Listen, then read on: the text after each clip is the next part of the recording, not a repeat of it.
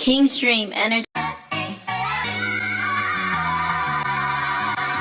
Everybody trying to live a meaningful life, but have you ever wondered if you wasted your time? They ain't know the struggle, they don't know what it's like. I'm pretty exhausted, yeah, I put in the time. It's like work, hustle, grind it till you die, but it's like race, not muscle, and everything I write. I wrote this one for my independence. Go ahead, get your happy ending. I got one shot, this ain't a gimmick. You got one life, watch how you live it. You got one take, only one take. You got one life, why would you waste it? This ain't a gimmick. You got one life, watch how you live it. You got one take, only one take. You got one life, why would you waste it? Take in one take, moment to notice it's historical. They don't know the process, the prophet, or it's an oracle. No place to lay my head cause the studio stay portable. What good's to gain the world but lose your soul? That ain't rhetorical. I don't give answers to questions that aren't asked. I do take chances, the lessons they aren't fast. Bought my wife a purse but it's never about the bag. We go into the moon, never put haters on blast. Off below my means and stay affordable. Don't need Balenciagas, the saga is what's promotable. Knit together in my mother's womb by the designer of designers. Future so bright that I can't see behind us. It's like work, hustle, grind until you die, but it's like race, not muscle, and everything I write. I wrote this one for my independence. Go ahead, get your happy ending. I got one shot, this ain't a gimmick. You got one life, watch how you live it. You got one take, only one take. You got one life, why would you waste it? This ain't a gimmick. You got one life, watch how you live it. You got one take, only one take. You got one life, why would you waste it?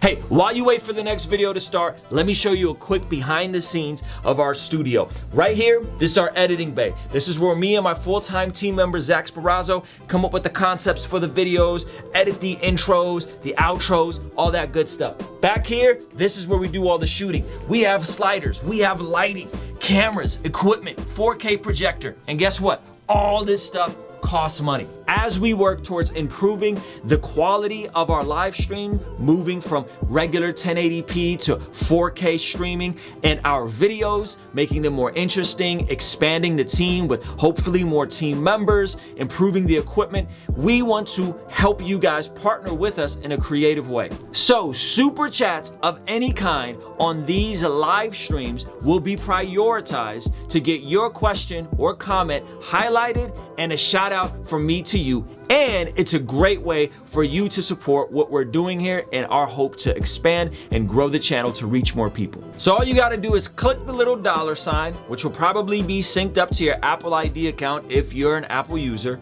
Put in an amount of any kind, confirm it with your comment and question, and voila. Easy way for you to support our channel, support what we're doing here, and while at the same time guaranteeing that your question will get answered. King's Dream Entertainment. Ruslan. Ladies and gentlemen, we are live. Appreciate you tuning in. Let me know where you're watching us from one time.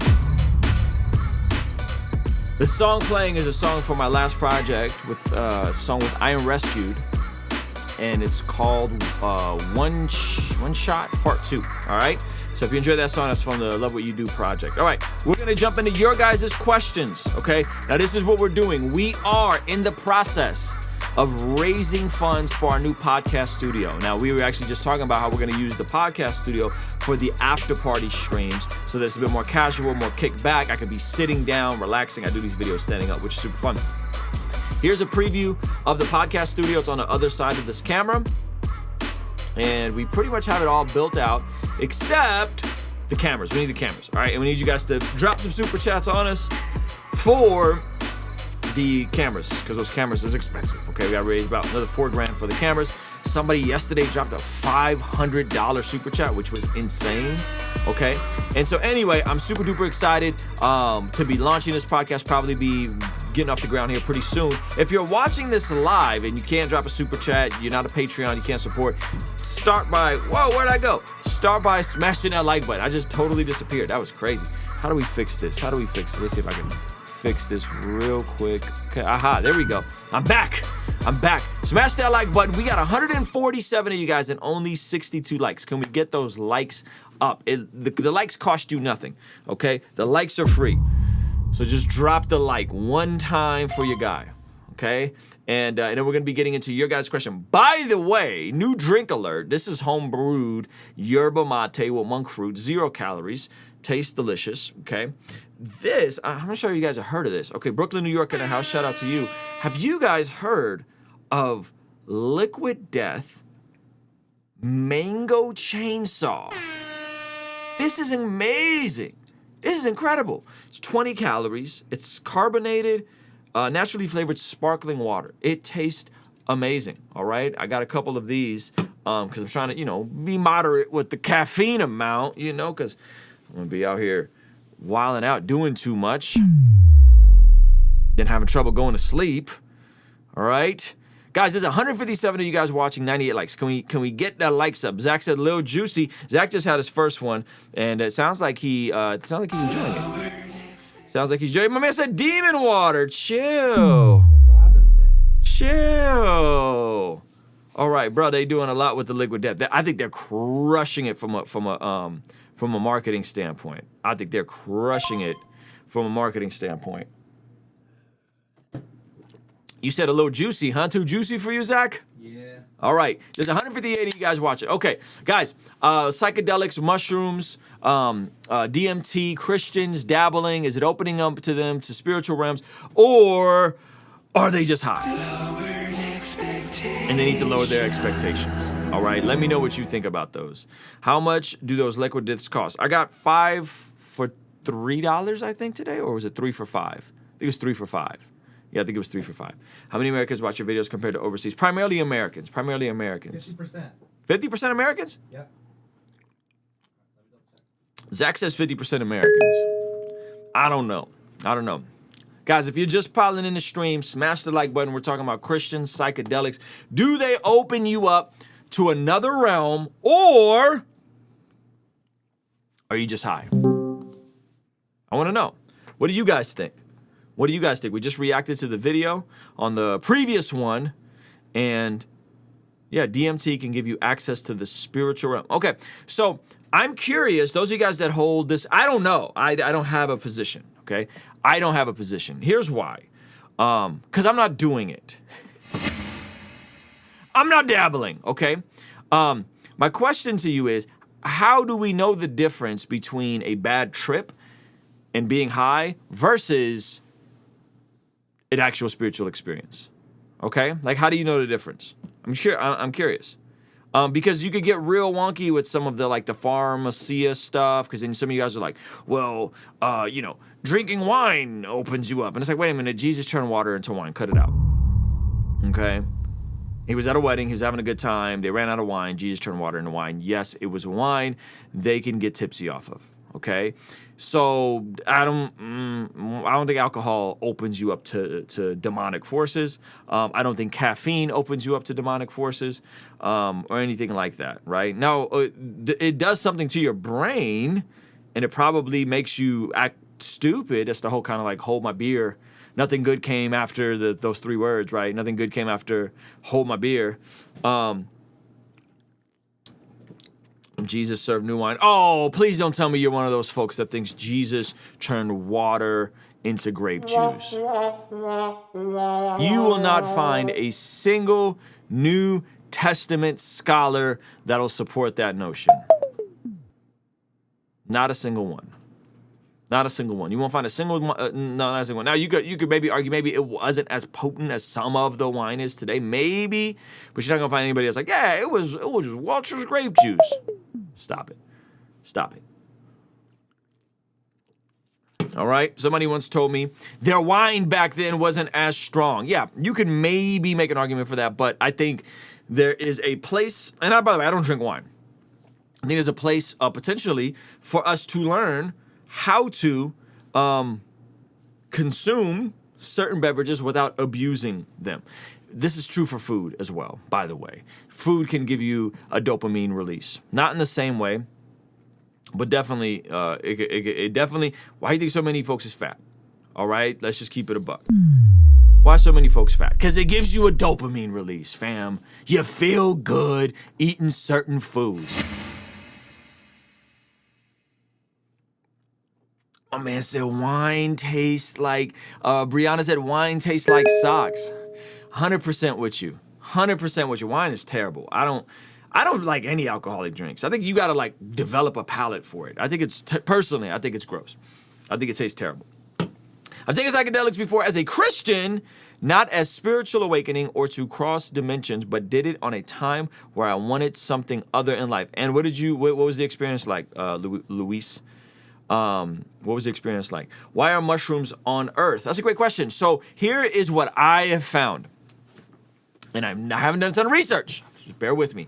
However, I have found that the potential of microdosing, very small amounts, of the compound found in mushrooms, as well as the compound found in THC or CBD, can have medicinal benefit. All right? Now, maybe you disagree, but I do know that there is a new pharmaceutical drug they're using, I believe, to treat PTSD and depression that can help alleviate it permanently through a microdosing of the same compounds they're using in that. Now, they're actually doing FDA tests on it now. It would be crazy if they could actually do that, and it could permanently, it could be used to permanently treat people with that. You know what I mean? Battle Rhyme said that's a cheap $2 bottle of wine. Sounds like she got experience. So I have heard of that. Now, if there's somebody in here that's a bit more educated, there we go. Thank you, Luis. Yes. So Luis, I would say that why is it put here? I would say so that someday people could develop medicine around it, right? That they could develop medicine around it. That's why. That would be the logical reason, right? So if we pull up these articles, look at all these articles. This ain't like fringe, weird, hippie stuff. These are real, reputable news stories. Bloomberg, shrooms, psilocybin, black market business moves because they're trying to make it more clean. Colorado. So they're growing these mushrooms and they're turning it into an actual compound used to treat. What is it used to treat for? Used to treat depression and PTSD. I was right. Used to treat depression and PTSD. All right? So if you got PTSD or you're dealing with depression, apparently this thing can permanently alleviate it. Supposedly, allegedly. I don't know. Okay? Again, above my pay grade. Not something I need to find out. By the grace of God, I don't have either of those things. I had onset PTSD, but I really feel like through healthy diet and nutrition and all that kind of stuff, that I was, I've been good, I've been good. Okay, so I believe cooking wine is fine. LOL, you're not gonna get drunk. Okay, so like using wine to cook. Okay, yeah. I mean, I know folks that like do that with like meat. Don't people like saute their meat in like beer or something? I don't know. After taking psychedelics, I realized I was dealing with depression and seek out help. Okay, so for you, it got you to the root cause of your issue. So that would be my opinion. I would say, I think there are certain things that God put on this earth, and I would put cannabis, CBD, THC that were intended for a medicinal benefit, and when abused, can totally destroy you. You know what I mean? So there's that, Samantha said, did you even try to listen? Try to listen to what? What are we talking about, Samantha? I don't understand what you're asking me. What is the question? I don't see another question, so you got to complete the sentence, sis, respectfully. Off topic, I'm in full support of a track with you and Fred Hammond. Austin, drop a super chat so we could earmark some bread towards making that happen, because that ain't gonna be cheap. That is not going to be cheap, all right? Excellent answer. Yeah, so that would be my question is like, you know, some things could be used for good. Ask God if psychedelics will help you and trust the Holy Spirit. I pray that the one deliver anyone from drug use. Isn't there a proverb saying moderation is key? Nah, I don't think in the book of Proverbs. I think it's just kind of like a modern day thing we say. I think that's a modern day thing we say. We say like moderation, everything in moderation. Don't do crack in moderation. Okay, don't do meth in moderation. Those are bad. Don't do that. All right, Zachy, I'll see you later. All right, curses the ground because of you, and the soul eat from it all the days of your life. Yeah, I know the passage. I'm just trying to figure out the tie-in. Did you hear the interview with Kevin Gates on mushrooms? Very interesting. From a non-Christian perspective, they view it as an opening to spiritual. Yeah, but Kevin Gates is on some goofy stuff. Yes, I saw it. Okay, Kevin Gates is on some goofy stuff. Stop it with the Kevin Gates. All right, the body keeps up the score, and the Wisdom Trauma documentary are examples of trauma-based ideologies that I believe are spot on for brain therapy versus conventional ineffective treatments. Brain therapy. By brain therapy, you mean this thing, right? I was trying to catch your comments, Samantha. You're throwing me off. Help me out. I'm trying to read your comments. You said something about, did I even watch the documentary? What are we talking about? Maybe I caught the second half and I didn't see the first half. There's a lot of comments again. Forgive me. All right, that's absolutely 100% fact. I'm African and my husband grew up close to grandma. He knows all kinds of herbs to heal all kinds of ailments. He is a civil engineer. Shout out to your husband. My man Joe T with the $2 for the studio. We're raising money for the new podcast studio. So this is what we're going to be doing. We're going to be doing an actual podcast. This is the studio. We're looking to scoop up some cameras, Canon EOS RPs, full frame 4K cameras, trying to step up the quality for future-proof ourselves. So if you want to drop a super chat of any amount, you have a question, it'll just prioritize you. I'm responding to as many things as we can. And yeah, all that good stuff. So let's see. It seems like we're rather divided. So Seth says there is no way drugs can open you up anywhere up to a spiritual realm because it's sinful. Not necessarily when it comes to medical use. I'm all for medical use for cannabis, but the Bible is explicit. Okay, so you're saying because the Bible is clear about being sober-minded, that's not going to open us up to that. Interesting. Okay, shout out to J Beauty for the $1.99 super chat. I appreciate you greatly. Many cultures and religions in the past have dabbled with drugs that make them experience outer life experiences. But again, if Jesus is the source of all life and Jesus is the source of all consciousness and all realities, right? Then are we... If we're superseding Jesus, what are people actually experiencing? Right? If you're superseding Jesus and you're taking a substance, what are those people experiencing? Are they experiencing demonic stuff, or are they just hallucinating and experiencing? Are they just high? Because I got high. Remember that song, right? And so that would be the question. Like if you're superseding the source, and you're creating you're having not a replica, a fake. It's a fake experience. What is a better word for replica, right? It's a counterfeit. You're having a counterfeit experience. Right?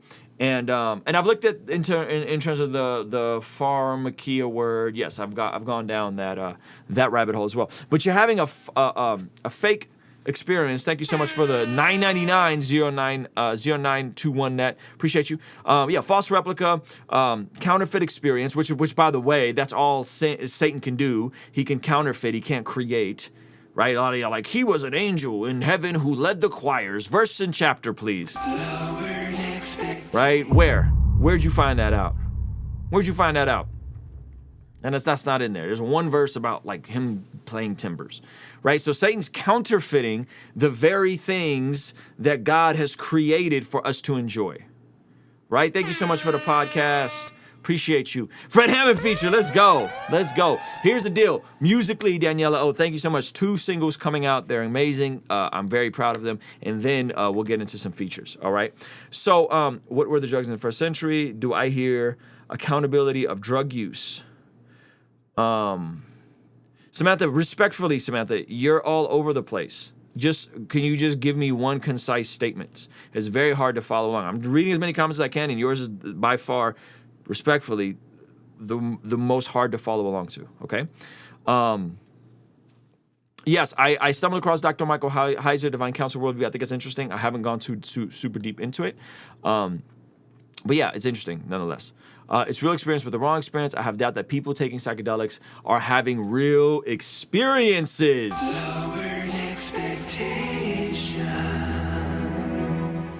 We'd be really well off if we just lowered our expectations. People have so many expectations of everything they think they're entitled to. You don't want to follow Jesus, but you think you're entitled to an experience. You don't want to follow Jesus, but you think you're entitled to a spiritual experience. Based on what? Shout out to Jonathan for the super chat. 1999. My brother's always generous with it. Oh my goodness. And we got Marchetti Gonzalez. I think that's how you say it. It looks like it's Machete, but it's Marchetti. Thank you so much. I appreciate you guys. So many of us go through life with these high expectations. You just have very high standards. You've been indoctrinated into believing that you're a snowflake, that you're one of a kind, that the universe is your oyster, that you are unique, that you have incredible giftings and potentials. And the truth is that most of us are average. Most of us are average. And that's okay. That's okay. Right? So if you're average, why do you keep wanting to have above average experiences? And everyone wants to feel like the hero of the story. Thank you so much, Jer, for the $4.99. I appreciate you. Right? Now, that doesn't mean that you can't do things with your life and in your purpose to tip the scales into your favor. Right? That doesn't mean that. Right? But yeah, some of us is like, yo, you know, I just feel like I'm the man. Yeah, God's gonna use me in a powerful way. What if God just wants to use you to create godly offspring, to have a godly marriage, and to lead your family in a godly way, to add a net positive to the rest of the world, and maybe one of your descendants down the road is gonna do some great thing? Right? I don't know. I'm just thinking out loud here, okay? Right? Everybody wants the latest word, the latest revelation. Everybody thinks they're Neo in the Matrix. You know, and it's like, hey man, like, are you doing the things that you know you should be doing? Are you pulling the weeds out? Are you killing the foxes in your own life so you ain't got to work on a second testimony? Because a lot of the issues we end up running into are preventative. As I shared in the previous video, my brother's, you know, he gets off of heroin, but he's still around folks in a trap recording music. Why? What are you doing? What's going on? Right?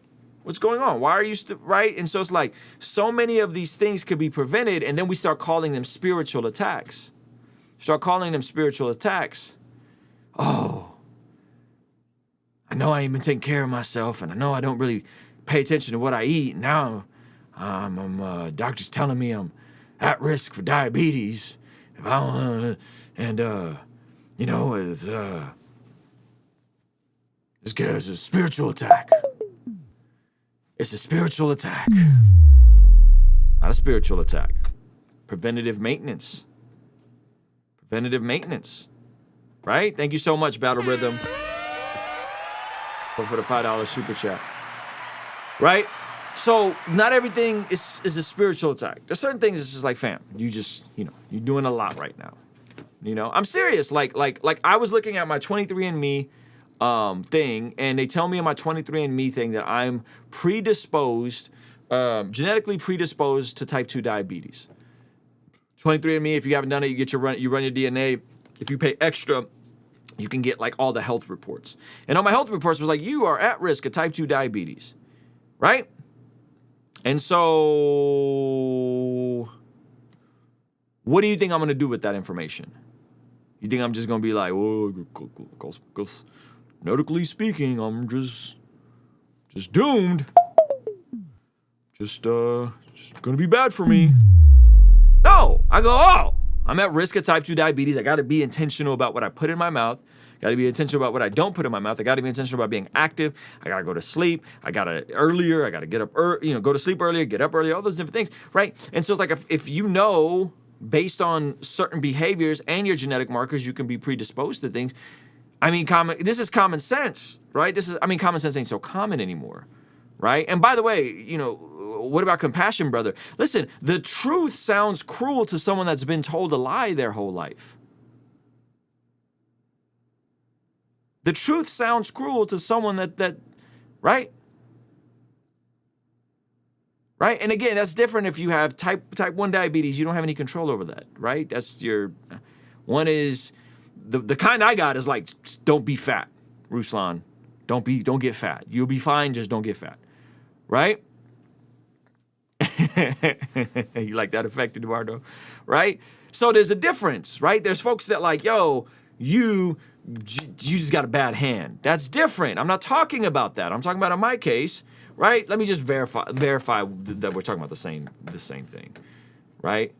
Type 1, type 2 diabetes is, let's just look up type 1 versus type 2 diabetes. What is the difference? The main difference between type 1 and type 2 diabetes is that diabetes is a genetic condition that often shows up early in life, and type 2 is mainly a lifestyle choice. Okay? I'm predisposed to a bad lifestyle choice. Thank you so much for the super chat. I appreciate you. Apparently, there was a study done recently about chemical imbalances not necessarily causing depression. Mushroom conversation made me think of it. A study done recently stating that chemical imbalances not necessarily causing depression. Well, yeah, because depression can be environmental as well, right? Like your depression, anxiety could be potentially, like, that was another thing about 23andMe saying, like, yo, you're 20% of people with your genetic markers struggle with anxiety. And then there's also like, I've had anxiety when I've been in anxious situations where I know I wasn't supposed to be doing some of the stuff I was doing, right? That's your body's way of saying, get out, right? Thank you so much for the super chats. Kendall Brown says, I think taking psychedelics is the same as Adam and Eve eating the fruit and try to gain wisdom by their own means and become like God when he already made us in his image. It's just pride in disguise. Lower them expectations. Lower them expectations, right? It was on weeks ago. I was a cop in San Diego at the time. Now I'm a cop in Orange County. Shout out to you. Appreciate you. So, yes, if you're in San Diego, there's 2 churches I recommend. I'm a member at the Movement Church in San Marcos. Okay, been there for 20 years. Fun church, charismatic. All right, some of you guys freak out. Okay, dope church. About 300-400 on a Sunday. If you guys want to pull up. Then there is Rhythm Church, which is my brother Jeff Moore's church. He came out of North Coast Vista. He was the young adults pastor, and he has a small, they're about the same size, maybe a little bit bigger, called Rhythm Church in Oceanside. And Rhythm Church is awesome. They're similar but different, more Oceanside. I don't know how to describe it. Probably not as charismatic, but still charismatic. And by charismatic, I don't mean Pentecostal, okay? Because some of you guys don't know the difference, okay? And so, yeah, those are the 2 local churches if you're in this area. So check out one of those, and give me a heads up if you pull up.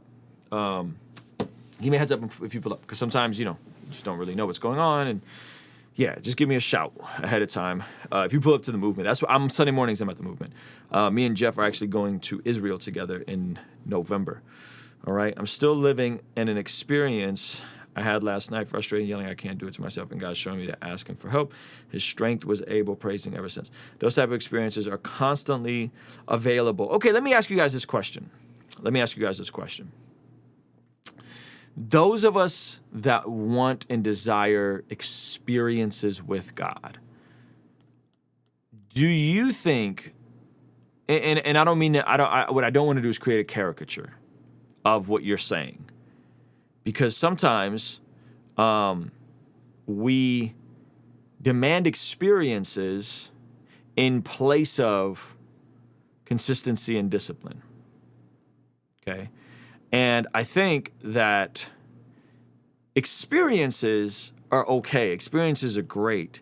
But if you're living your life as a mountaintop to mountaintop experience, if if your spiritual life is a mountaintop experience, you're going from the latest worship concert to the latest conference to the latest revival to the latest deliverance service, and it's all just one big emotional roller coaster. Do you think that that's God's heart for you? Always needing a new word, always needing a new revelation, always needing a new thing, right? Honestly, right? Shay, if you're in, if you are in the Houston area, look up my guy Trey9. He has a couple ministries out there. They primarily do like discipleship with men, but they do like home churches. So Trey9, Tre, and then the number 9. If you're just going from experience to experience, think about think about it this way.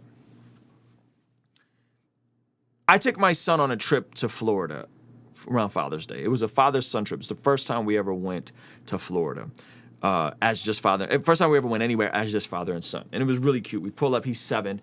Pulled up to the airport, and he's so excited. He's so excited. He hops out of the car through the trunk. Right, I get out, I walk around, I give my wife a kiss, she drops us off. Levi's so excited, he doesn't hug his mom, and he's so excited. And then as she pulls off, he realizes, like, I'm about to be gone. We were actually gone for an extra day, because we missed our flight coming back. And he's so excited, and he realizes, like, I didn't kiss mom, right? And I'm like, do you want me to text mom, have her come back around so you can give her a goodbye hug? He's like, no. And then he's like tearing up. Right, and it's a red eye, so it's already late. He's tired, and he's tearing up, and then I could tell, like, I'm like, hey, like, mom's not too far, like, it's only been a few minutes. We haven't even gone through security. Like, do you want me to text mom? She can. He's like, and he goes, no, I'm gonna take it like a man. Right, and so we go to Florida. Get on a red eye, we get to Florida, super fun trip, hanging out in the pool, we went to the zoo, we fed the giraffes, and it was great, just father-son time, first trip together. He's 7, right? And I thought that the experience was so fun, right? And we went to one of his favorite places, this resort that has this like really coconut shrimp on Pompano Beach, and we saw some friends. It was really good. And imagine, and we talk about like the next father-son trip. In the next father-son trip, we talked about, maybe going to New York, or I don't know, maybe next Father's Day, and he was talking about Paris. Right? He's like, I want to go to Paris and try the crepes. I want to see the Eiffel Tower. I'm like, yeah, slow your roll there, bud. Right? We ain't got just go to Paris money like that yet. Okay? So imagine if the only time and only way my son was able to feel connected to me is when we did experiences and went on trips. Right? Imagine that. I would, goodness, how did this even start working? You know when Apple just starts like installing stuff on your daggone, like my text messages just started working. I don't even have text installed on here. This is very frustrating. Imagine if that was his expectation. Imagine if his expectation was, hey, I love dad, but the only time I could experience intimacy with dad would be if we get on an airplane and we go somewhere, right? That would be crazy. I would need to hit him with the lowered expectations. If all you need to do is go, it'd be one of them like, we're gonna go to Paris, California. I think there's a Paris in Tennessee too that has a little Eiffel Tower. I've been there too, right? It would be insane because our relationship is built more so in the mornings where he gets up and, yesterday we played with Beyblades, and in the evenings where I do devotional time with him, and sometimes he'll pop in the studio while I'm working. Every night we do bedtime, and usually I'm around in the morning coming home from the gym, hanging out with them, right? Imagine if your relationship with your father was like that. Now, why do so many of us have that approach with our relationship with our Heavenly Father? right? That the only way you feel intimate and close to your Heavenly Father is if you have this experience or this encounter. Imagine if you went into your marriage this way. Imagine if you get married and the only time you felt loved and you felt intimacy from your spouse is if you went on some fancy dinner date or you went on a trip. Right? But how many of us project this on God? How many of us project this on maybe on our spouse, right? Some of you guys have such high, you've read so many romance novels and so much stuff, and you expect this like romantic getaway with your spouse. Instead, like, how about you just work on taking your spouse out on a date regularly, you know?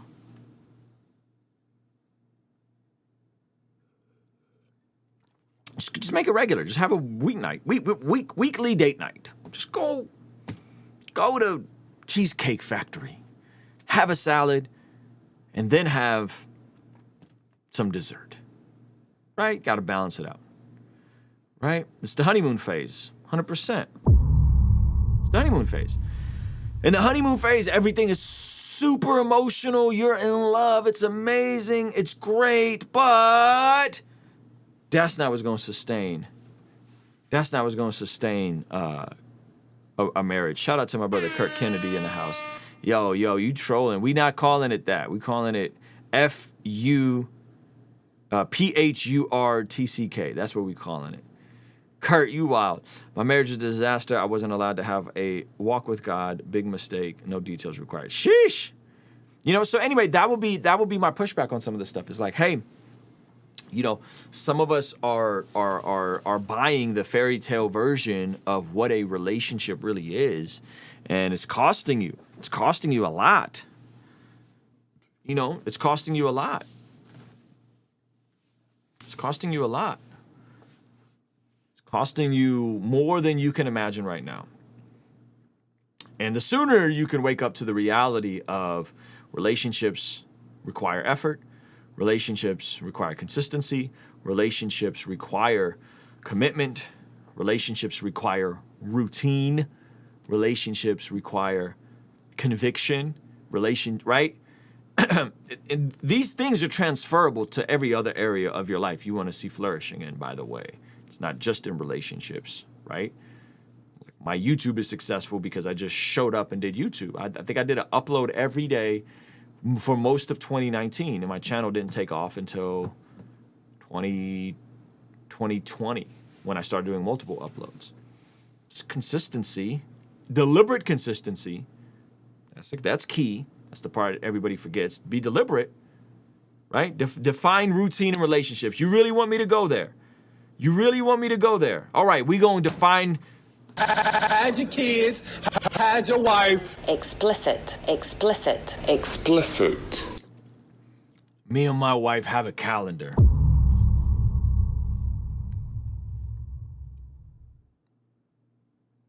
Yeah, that kind of calendar. Okay? It's not set all the way in stone, but it's pretty daggone close. However, that doesn't mean that I don't also need to be present in other areas and engaged. And you know what I mean? Like last night, again. Had your kids, had your wife. Explicit. Last night was a calendar night. However, we just hung out. We were tired. I was really legit tired. We were up until midnight just chatting, just talking. You know? That's what I mean other areas. You have a calendar, but you also know that, look, man, sometimes you get tired and you're going to have to, you know, be flexible. Oh, that didn't land well. Be flexible. I told you to hide your kids, hide your wife, all right? Grown folk talk, okay? Now, that's what I mean. And you build in other things around your days and communication and expectations. And all those things are, I think, helpful in developing something that is going to flourish. Yeah, why you here, man? I tried to warn you, Naham. I tried to warn you, bro. I tried to warn you. I tried, but you know what? Hey, man, this is the beautiful part. This is the beautiful part. I don't think we know this, and let's not pretend like we don't know this, but like we're all here because two people felt a certain way about each other and decided to lay and procreate, and they experienced pleasure, hopefully, and they did that. As that happened, we came into this world. That's kind of wild if you think about it, right? And by the way, shout out to all the folks that have been married for a while. You know what I'm talking about. I see the comments going crazy, right? You won the genetic lottery. Like there was billions of you coming out of your daddy, billions, right? And we're here right now, right? Because two people decided to lay down and enjoy something that was intended for their pleasure, and we call that sexual intimacy. Praise God. So we're not gonna act like these things don't happen. You wouldn't be here if that didn't happen. And that is a blessing, okay? I'm still looking for my Boaz. Okay, Maria. Maria's looking for her Boaz. Should we get into Boazes? I don't know if you should be looking for your Boaz. I think you should be, God willing, doing all the things that a Boaz, becoming all of the things that a Boaz would attract. That would be my advice to any single person. And by the way, the things that and this is more complicated for women, to be fair. This is way more complicated for women than it is for men. The things that a Boaz is going to attract is not the same thing that we want from each other.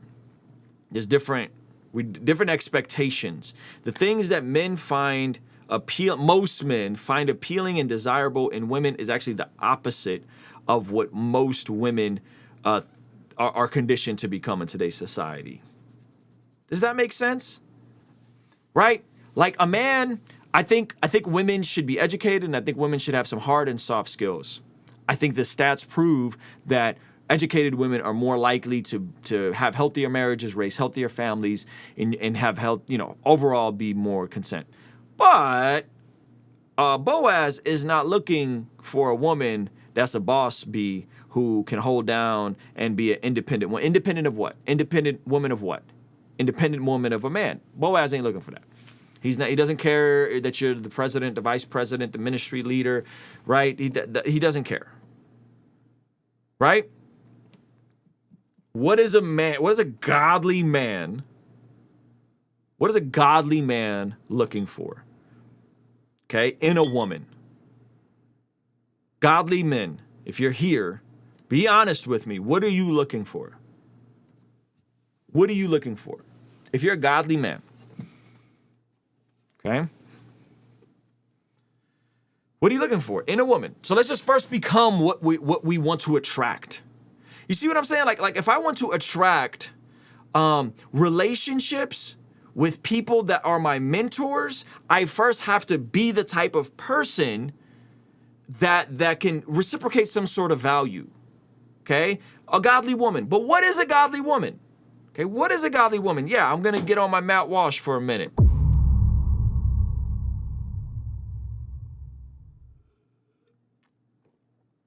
A godly woman that's equally yoked. In what way? Be specific. I need specifics. What does that mean? A wise woman. Okay, in what way?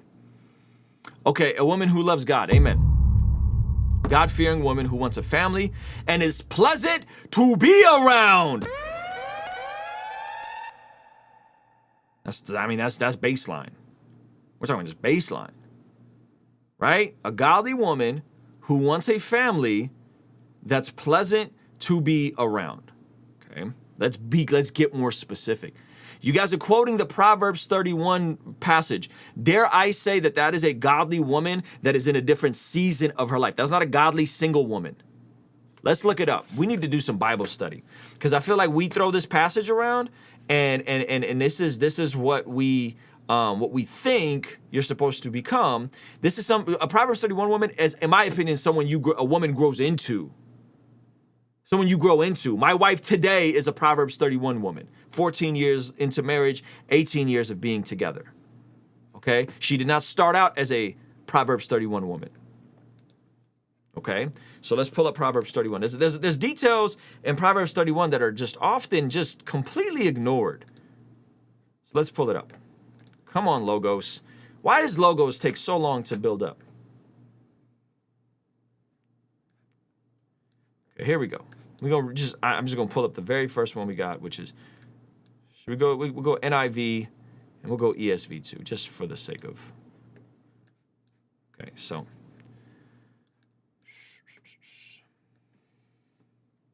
All right. Oh, by the way, our shop is restocked with our Bless God hoodies. If you guys want to scoop one up, the link is in the description. They're $47, free shipping on orders over $80. It's the hoodie I'm wearing today. Okay, let's read the passage together, shall we?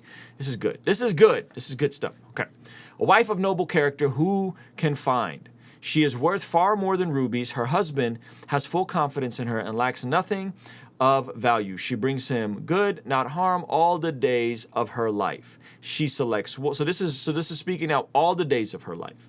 Okay. So this is not someone that is a single woman. This is someone that is a woman that is bringing value all the days of her life to her husband, okay? Why is this important? Well, because this was a patriarchal society. What does that mean? It means women within this context weren't really out here with careers like that, right? And I just did a whole study on why was polygamy tolerated in the Old Testament? It's because it was a patriarchal society where women didn't really work like that. Meaning that if you did not have a husband, you were either a slave, you were a prostitute, or you starved. Okay, this is the context that a lot of this stuff is being written in. That's why a man was permitted to have multiple wives, because what was the alternative? For her to be a prostitute or for her to be a slave, right? So today, by the grace of God, women can be educated, women can learn, women can have jobs, they can take care of themselves, right? Her husband has full confidence in her and lacks nothing of value. She brings him good, not harm, all the days of her life. So I was going to say all the days of her life. She selects wool and flax and works with eager hands. She is like the merchant ships, bringing her food from afar. She gets up while it is still night. She provides food for her family. So she has a family. So this isn't a single woman. This is a woman with a family. And portions for her female servants. She has servants. She has people that work with her. Okay? She considers a field and buys it. Out of her earnings, she plants a vineyard. She sets about her work vigorously. Her arms are strong for her task. She sees that her trading is profitable and her lamp does not go out at night. In her hand, she holds the staff and grasps the spindle with her fingers. She opens her arms to the poor and extends her hands to the needy. When it snows, she has no fear for her household, for all of them are clothed in scarlet. Her household, again, this is a woman that is not at the beginning of her life. This is a woman that is married. This is a woman that has a family. This is a woman, right, that like, this is not someone that's like, you're single, be all these things. Her husband is respected at the city gates, where he takes his seat among the elders. She makes linen garments and sells them. And this is the dope part. This is the entrepreneurial part. And supplies merchants with sashes. She is clothed with strength and dignity. So there's modesty there. She can laugh at the days to come. She speaks with wisdom, and faithful instructions is on her tongue. She watches over the affairs of her household. Again, she has a household, and does not eat the bread of idleness. Praise God. Many women do noble things, but you surpass them all. Charm is deceptive and beauty is fleeting, but a woman who fears the Lord is to be praised. Honor her for all that her hands have done, and let her work bring her praise at the city gate. So I would argue, and maybe I'm alone in this, I would argue that is not a woman who is starting her life. That is a woman in the season of marriage, and those are the things that are describing who she has become. Okay, so this sounds, by the grace of God, like my wife today. You know what I mean? You attract what you are physically as well. So if I want to follow up with something values. So so I think we have a distorted view of complementarianism. We have a distorted view of independence. The scriptures promote interdependence, not independence, right? You are to be interdependent, right? Better to live in the desert than with the contentious wife, with the contentious and ill-tempered wife.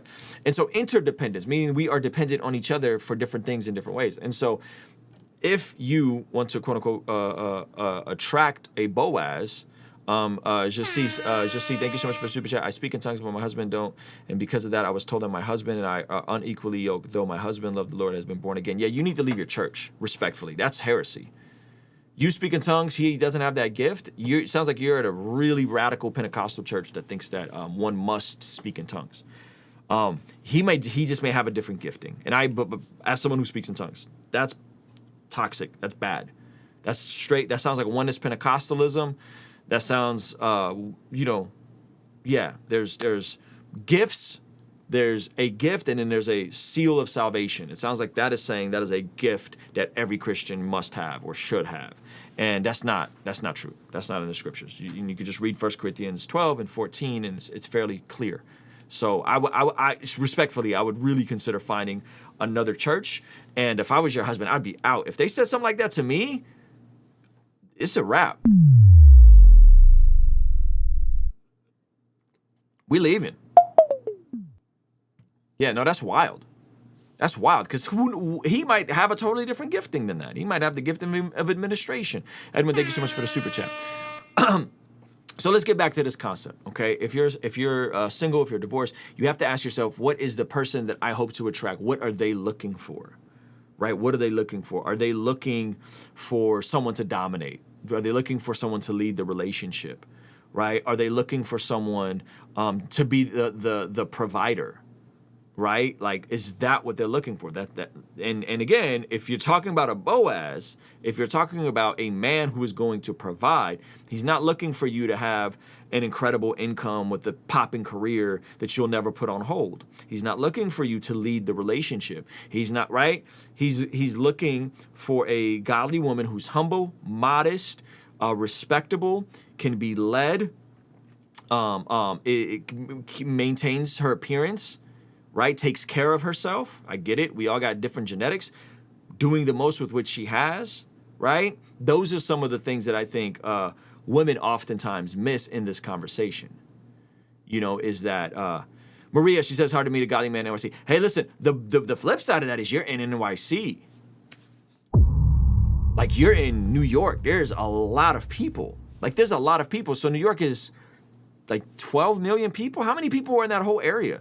I thought it was like all the islands and everything surrounding is like up between, I think it was 10 million on Manhattan, and everything surrounding is like closer to 20 million people. So let's just say worst case numbers, only 1% of the people are churchgoers, right? 1%, 7 million. But what is the greater New York area? Yeah, it's about 18 million, right? Leap of faith? Yeah, it's about 18 million. And so if there's 18 million, Jonathan, thank you so much for the super chat. If there's 18 million people, and what's 1% of 18 million? What's 1% of 18 million? What is that? Is that 160,000? 160,000? Right? Yeah. So if you just do those numbers, like, there's probably substantially, even though it's, yes, maybe you're older, maybe you've been divorced, so on and so forth, there's substantially less, there may be less Christians there per capita, but there's more, there's a greater population, right? There's a greater population of people there. And so that could tip the scales in your favor, in my opinion. Yeah, she just turned 40. Yeah, so, that's just something to think about,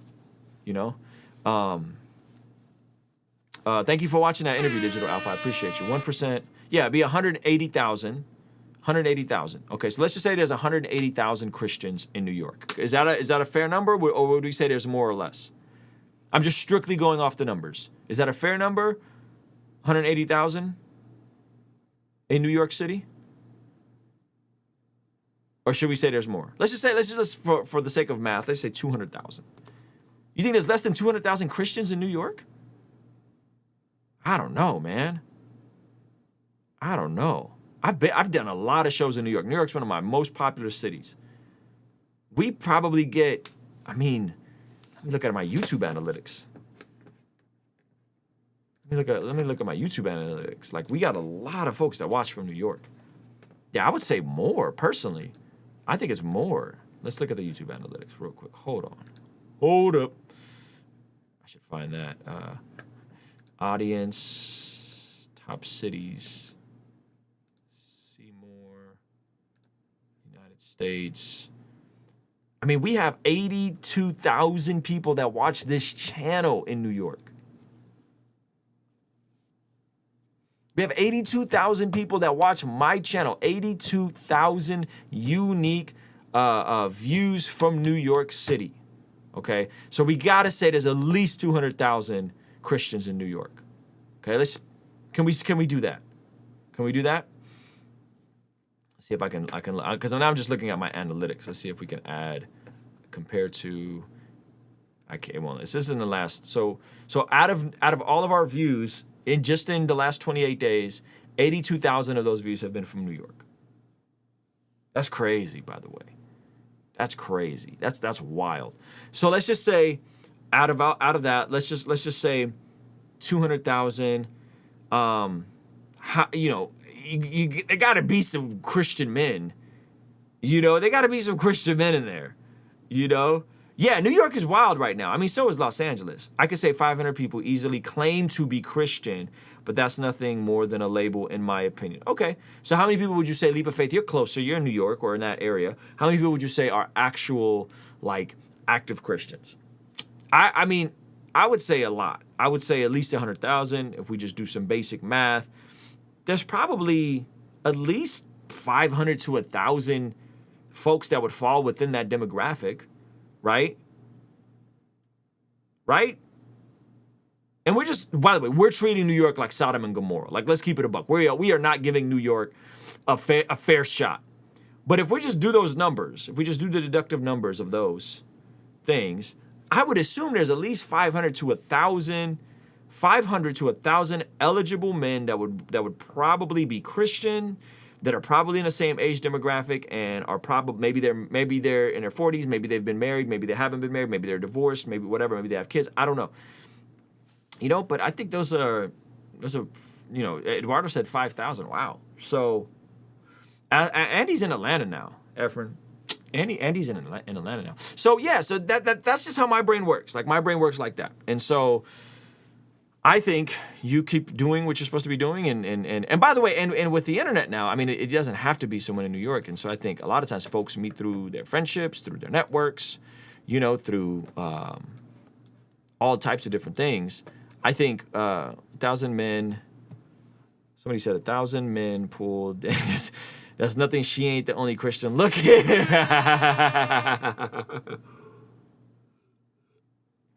Men in New York who are Christian, saved, single, of age, and want a relationship. Maybe 6. Chill!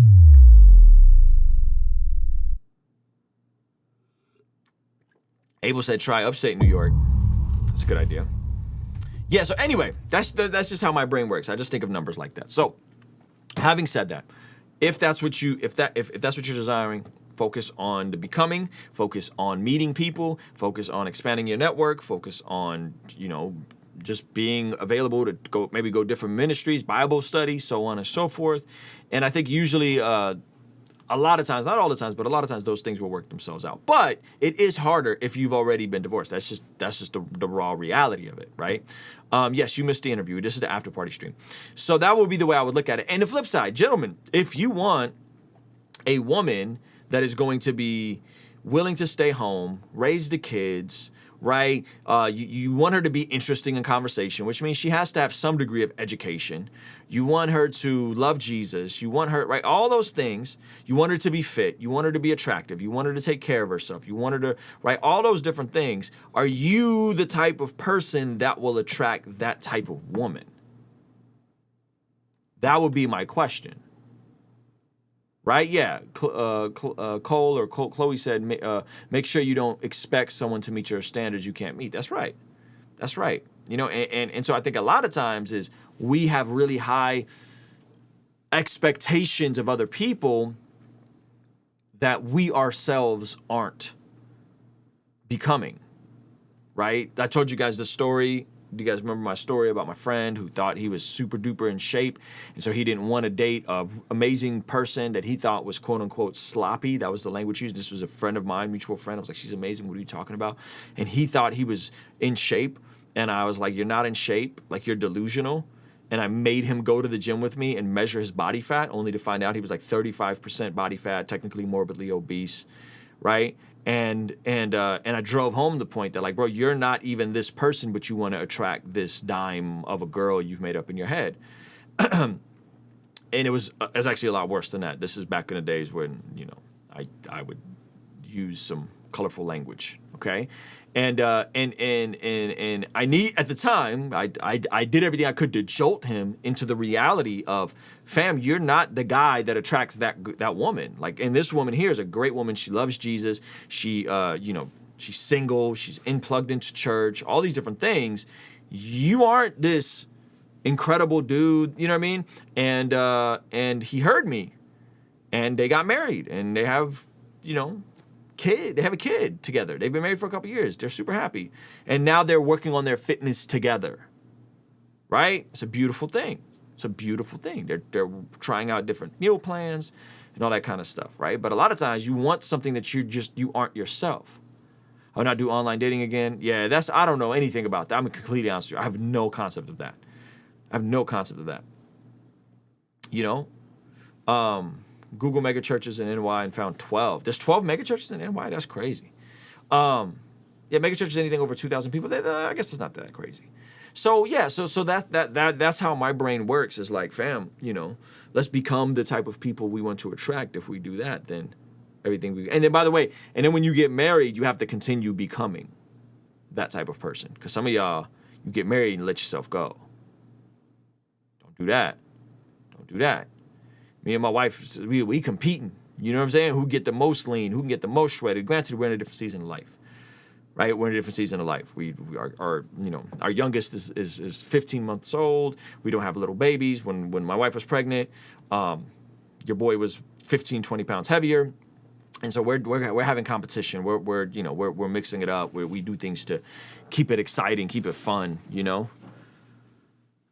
Bro, you gotta get that dad bod. No. I got rid of the dad bod. Okay? We're on our way back to 11% body fat. That's what we're on. That's the time I'm on. And by the way, that's such a arbitrary number. If I'm under 15% body fat, I look solid. I look good, right? I look fine now, but I'm probably about 19, 20% body fat right now. Most women I've found go out, have kids, and then want a man of God to raise Junior. Let's keep it a buck.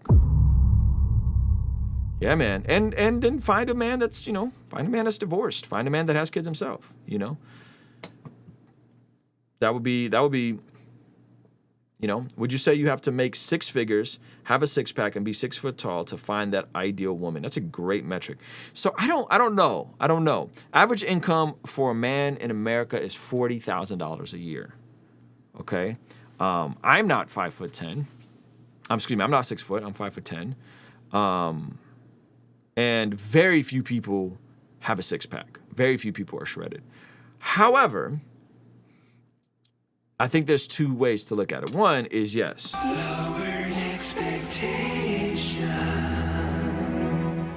most people are average. Most people are average. That's the whole point, right? So most people don't have any of those things. So you have to be okay with, if you're not that person, you have to be okay with not being with the ideal version of who you have as that person, right?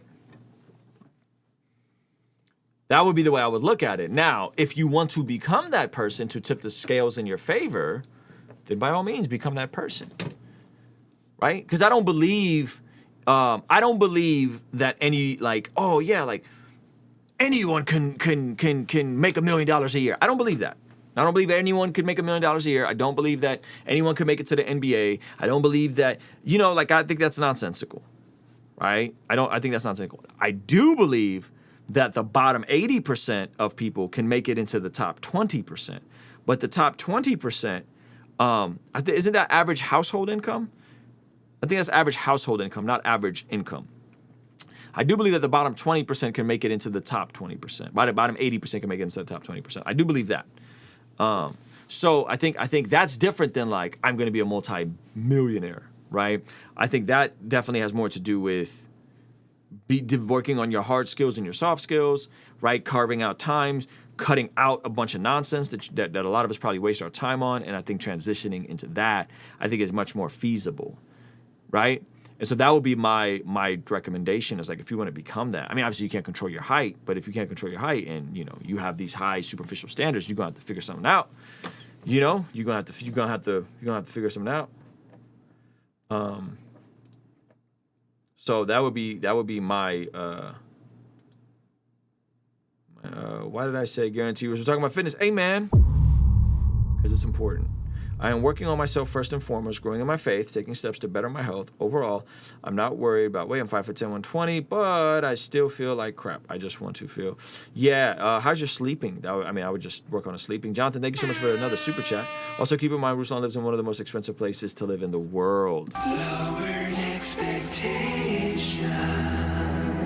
live in California. So yeah, my expectations are like, here, you got to be getting close to six figures if you ever want to own a home. Right? That just is what it is. Right? And it's even more expensive in New York. I think the average rate in New York is $5K a month. Average rent around here for a 2-bedroom is like $2,500 a month. You know?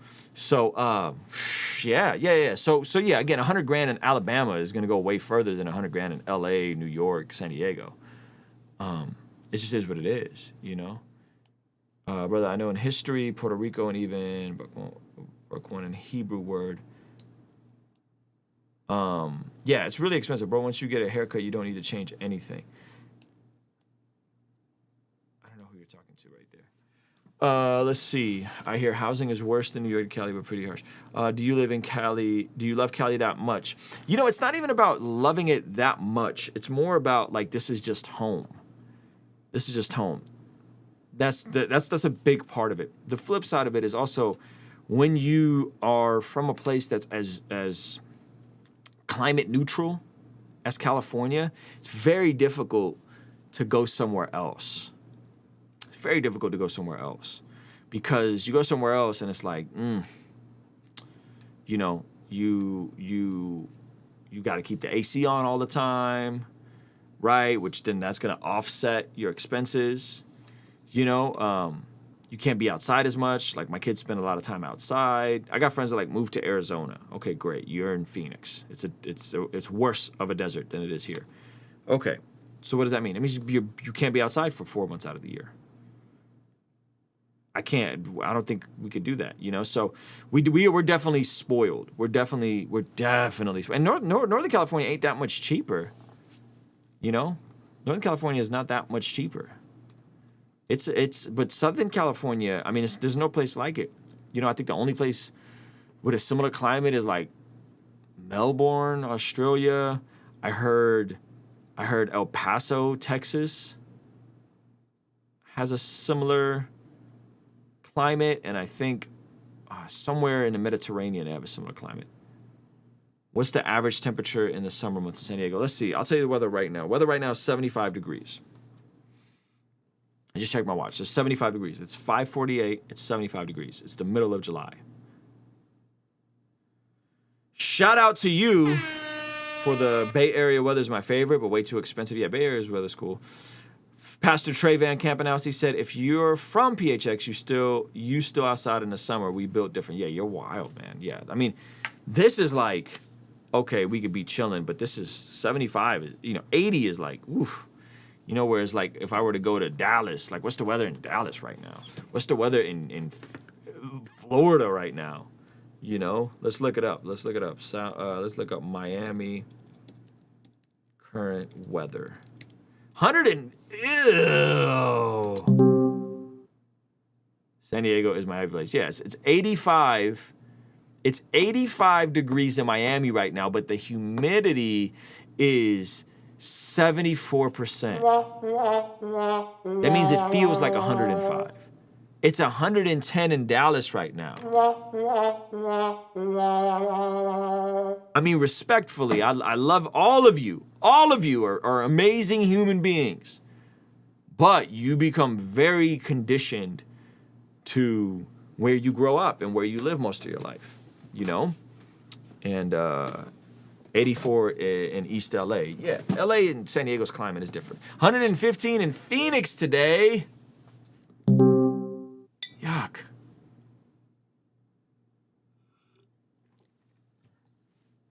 The weather, the beaches, the community, you know, it's nice. It's nice here. I used to watch a show, but you are just not a humble person. Okay. Why are you here then? Help me understand. You used to watch, but now you don't watch. I'm not a humble person, so you decided to come and tell me about it. Okay. I hope whatever's happening in your day that you would feel better. Okay?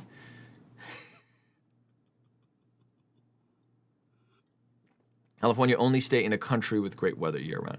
I love being back from Old Town Clovis. Just walked outside to get the mail and felt like fireballs were going thrown at me. Yeah, respect to you guys, man. Respect to you guys. Respect to you guys. Respect to you guys. As we start building our channel, should we get an NLC for our other channel? Yeah, I think once you build off enough momentum, then yes, you get an LLC. I think initially you don't really need an LLC.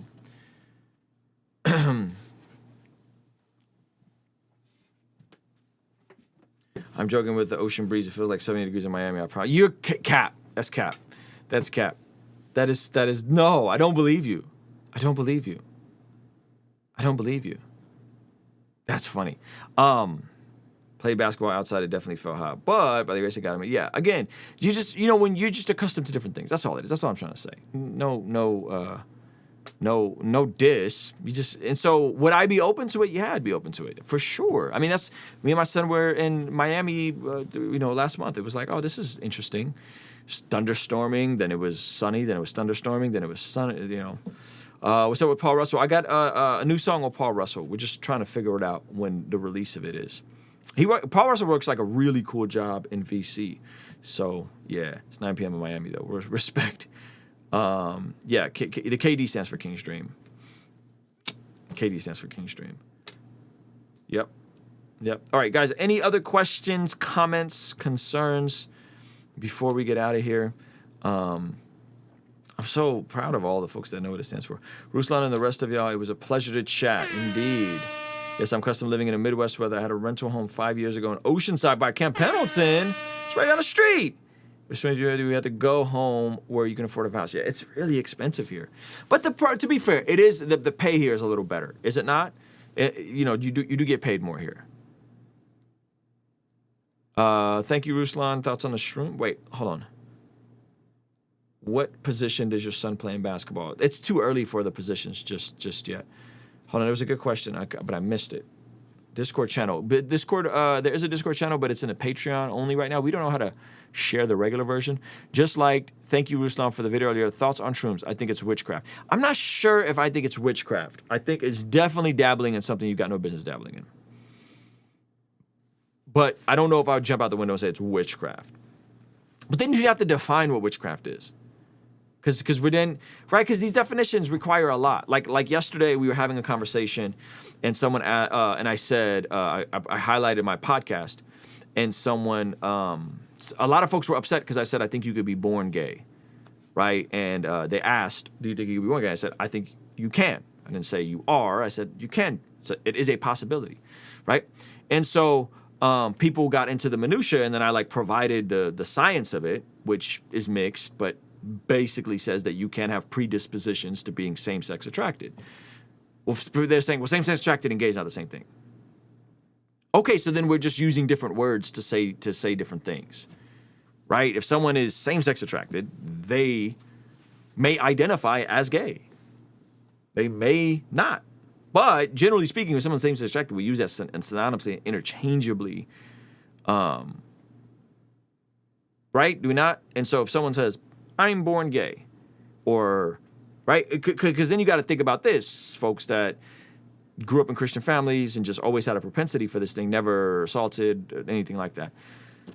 You know, that would be the rub. And if you could be born a psychopath, why can't you be born gay?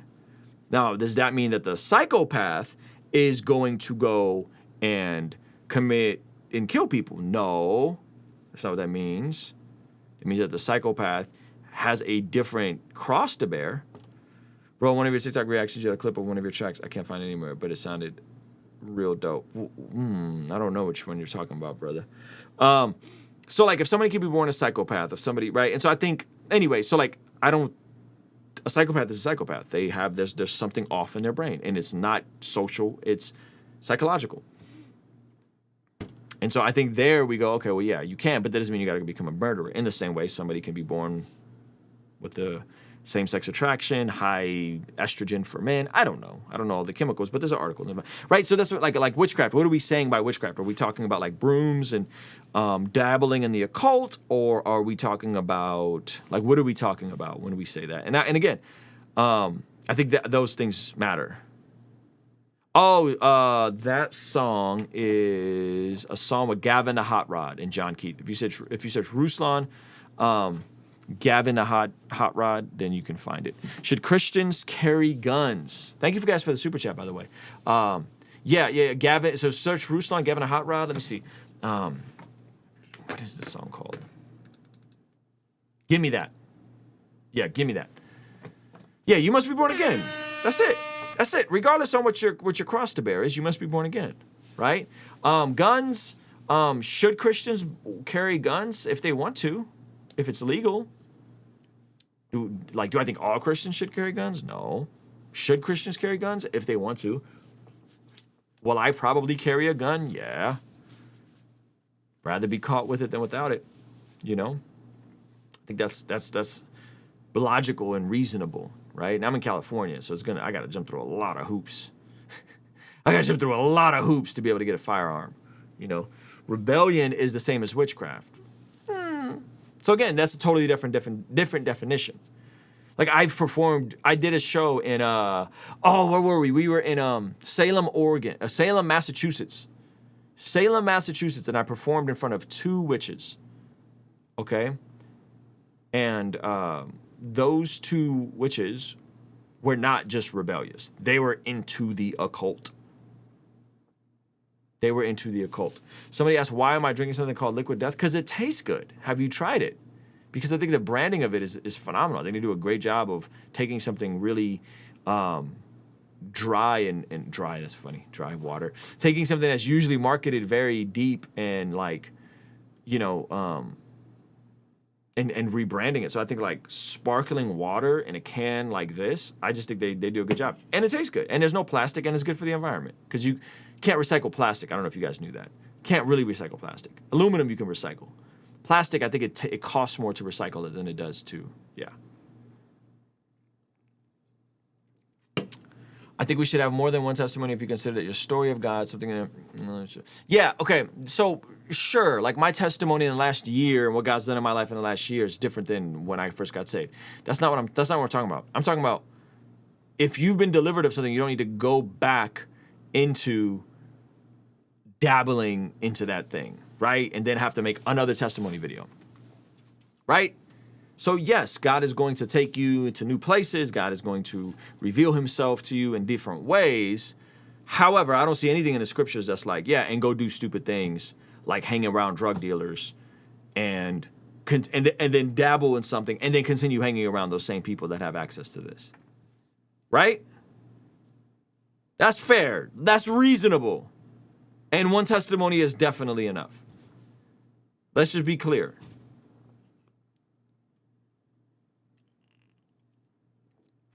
So, you can't, he is not convicted about drinking that, yeah, but hands on, I don't want no parts. Cool, don't drink it then. People will complain about a water label, but go do mushrooms. Why are you drinking something called Liquid Death? But wait, I think you could have multiple testimonies. God bless you, Ruslan. Thank you for your ministry. We will get water for many. Appreciate you, Carlos. Thank you, brother. So yeah, like if I'm like, yo, you don't need more than one testimony. I mean that, right? Now, what I'm not saying is you're not gonna testify about some parts. I'm saying like, you. I don't think you guys understand how serious, hard psychedelic drugs can be on someone. Like, that could have went way left for that guy. And I don't mean he would have died in his high state. That's paranoia. I'm talking about he could have done something crazy and did himself in or hurt some people around him because he had a bad trip or because he had a good trip. Like, the line there is, because again, this isn't like medically regulated and you're taking like, I have 5 grams, right? So I think me saying like, yo, don't dabble. No.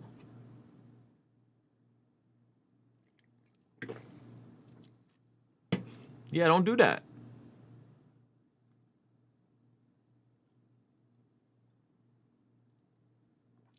You know, some people like bubbles in their water IG. Ruslan, can you tell us tomorrow's topic will be? I enjoyed this, don't want to miss out. I don't know what tomorrow's topic can be. I think, I don't know. I think we'll see. I don't know if I'm doing a stream tomorrow, if I'm honest with you. Did Satan sin? If he did, is it before possible sin in heaven? I don't know, man. I don't think about those sorts of things. That's a Mike Winger question. Okay? That's a Mike Winger question. Do you go live every day? I go live 5 days a week. Too many mushrooms make the paint drip on the wall. Ruslan's propagating the agenda. We're just kidding. Yeah, sober and vigilant. Come on. Have you seen Alan Parr's video on 5 things to stop praying for? It's very sad. I have not. Is it good? What level of music theory do you think is ideal for someone just getting started in the music industry? Just know the basics. I don't think you need to learn much music theory at all. Most of the dopest musicians don't know any music theory, you know? So anyway, guys, I gotta go. Thank you so much for the super chat, G26. I gotta get out of here. I gotta do our music stream. Gosh, I got 2 more streams tonight. Our channel review streams on the other channel and then a music stream. So I won't be here. Thank you to Drama Love, our channel members. Freestyle. Oh, yeah, let's do it. You guys want to do a freestyle? Drop a 1 in the chat if you want to do a freestyle. Drop a 1 in the chat if you would like to do a freestyle. Do a freestyle. Thanks to everyone for hanging out. Yes, thank you. Thank you for being a channel member. I want to make sure you guys want the freestyles, right? Because you guys got me inspired to do new music, which I'm very thankful to you for, by the way. You guys are incredible. All right, we got a bunch of 1s. Okay, man. Let's see. Let's load up some instrumentals, shall we?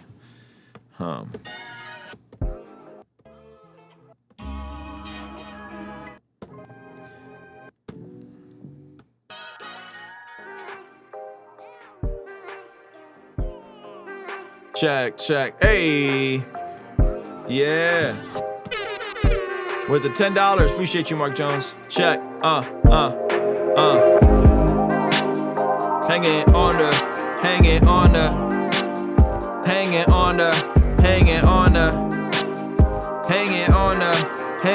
the. Yeah. They don't really see it. Slow freestyling how we be it. Every time, I don't care if they notice me. Once saved, it's eternal security. This is really slow, this is really low. This is only told to the people, bro. Jesus on the throne every single day. Lowered expectations, how we gotta pray, how we gotta lay. Every single day, how we gotta say. Why am I afraid? I don't really know. I think you should change, I think you should lay it down at the cross for the grace, for the soul, for the whole being of, in control. How you live, how you go, how you know. Let's just roll, let's just take it to the next level. I produced this a long time ago. Roll it right back up and you know that I'm about to get on the grind though. Jonathan with the 49.99. Oh wow, I'ma shine. Only Christ in my life. Let me lie, yeah, to be crazy. I done forgot about it. So we're experiencing. I didn't shout about it. Expectations, do we need to adjust? God alone is on the throne, baby. I swear I place my trust. 1-1-1-1. Yeah, I just do shine. Psalm 56:3. I don't know it off my mind. I don't know it off my grind. I'ma do it so cool. I don't know what that emoji means. I'ma just be on the groove. Should we switch it up one time with something else though? Six figures for 6 years. What else, bro? What else can we let go? Yes, Joe T, $4, get more. Living clean, know what you mean. San Diego, that's the team. Africa in the house.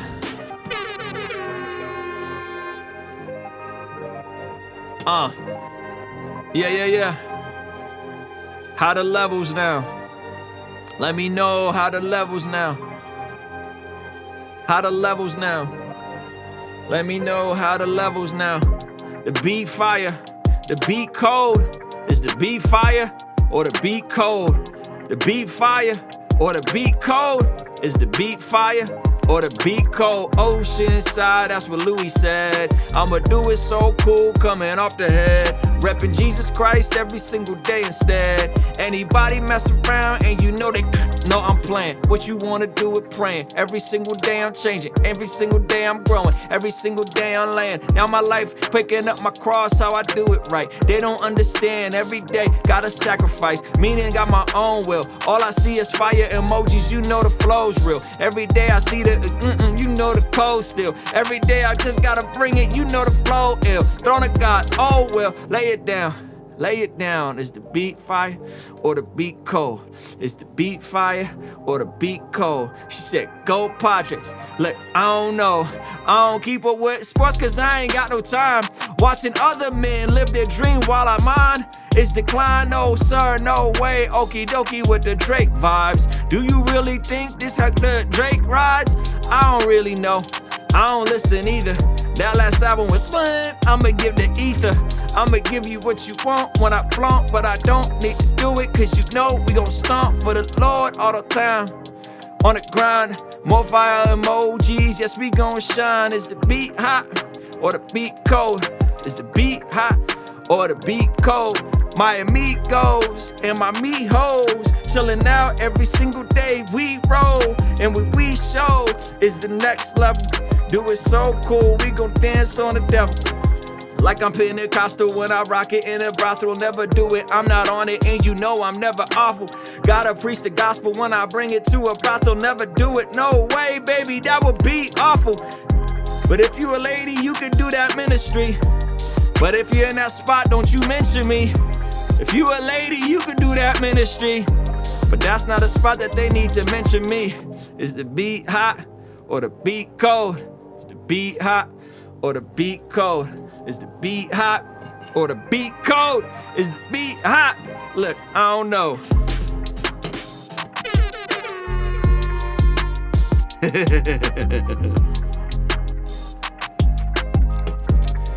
Yo, appreciate you guys, man. Thank you so much for hanging out. This was a lot of fun. Best freestyles I've heard from you so far. Hey, appreciate it, man.